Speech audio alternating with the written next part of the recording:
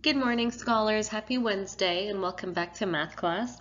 In today's lesson, lesson 15 from module 6, we're going to discuss constructing perpendicular lines on a rectangular grid. A perpendicular line are two lines that intersect at a 90-degree angle or a right angle.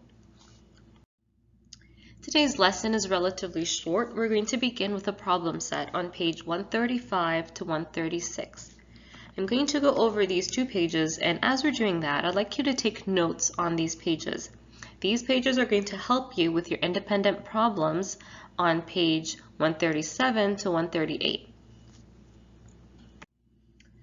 All right, let's begin with problem 1 on the top of page 135. Number 1 says, circle the pairs of segments that are perpendicular. So this word perpendicular is one that I went over at the beginning of this presentation during the objective, but we'll go over it again. What are perpendicular lines? Well, perpendicular lines are two lines that meet to make a 90-degree angle, and that angle is known as a right angle. This is an example of a perpendicular line. The 2 points where they meet, the point where they intersect, that right there is a right angle. I'm going to draw it as straight as I can just to show you. That is the right angle right there. Okay, so let's move on to problem 1. Problem 1 asks us, of these segments that are here, which ones make perpendicular lines or make right angles? Take a couple seconds and see if you can figure it out. There's definitely more than one here.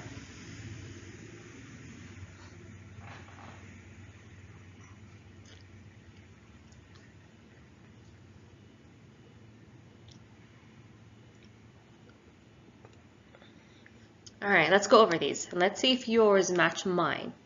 So the most obvious one here is that one, just because it looks like the one that we drew over here, but it's upside down. Here's another one that I have. This one's a little bit tricky because that right angle is tilted over and there are two of them in one. Here is one right angle where they meet. And here's the other angle where they meet. So these perpendicular angles don't just have to be one at a time. They can be together as long as they're making 90-degree angles. Here's another one that I selected.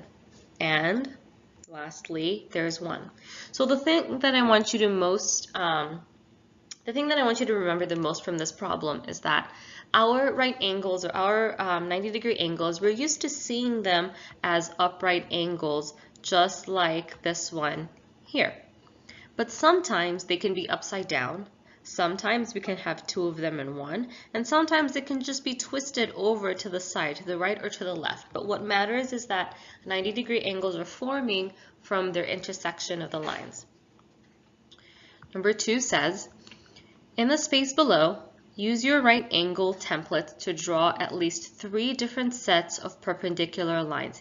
A right angle template is anything that you can use to draw 2 straight lines like this, where they're intersecting at a 90-degree angle.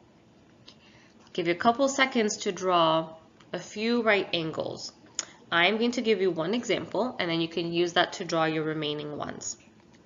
So this one here is similar to the example I gave. Go ahead and draw a few more.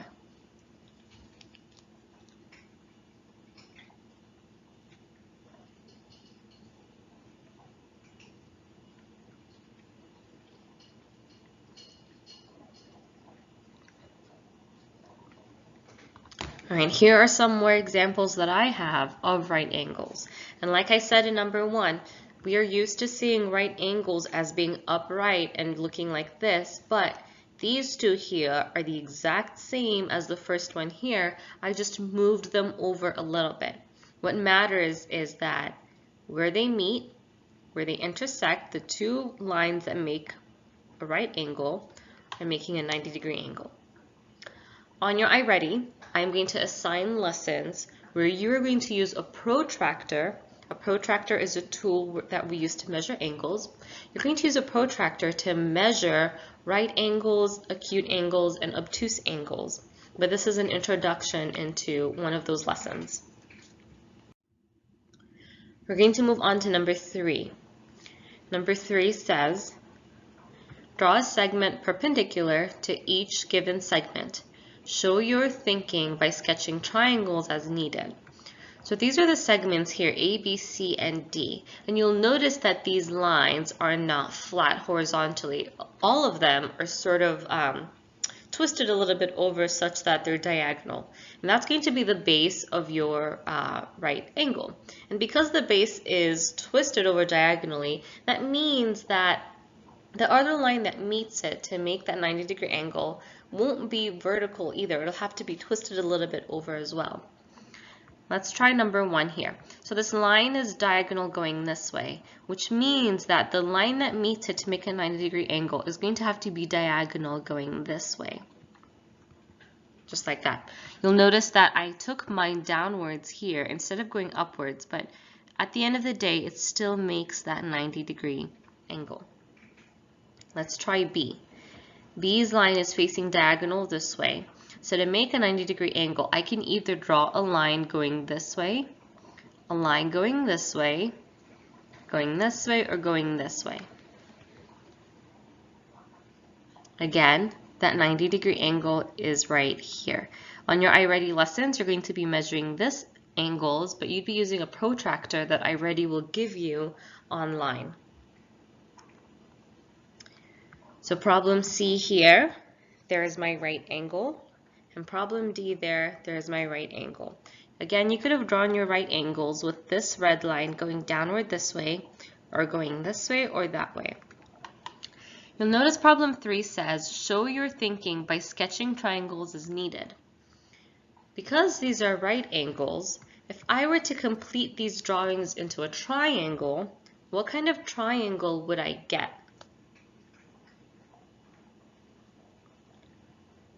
I would get a right angle triangle, and I'm going to show you on C and D.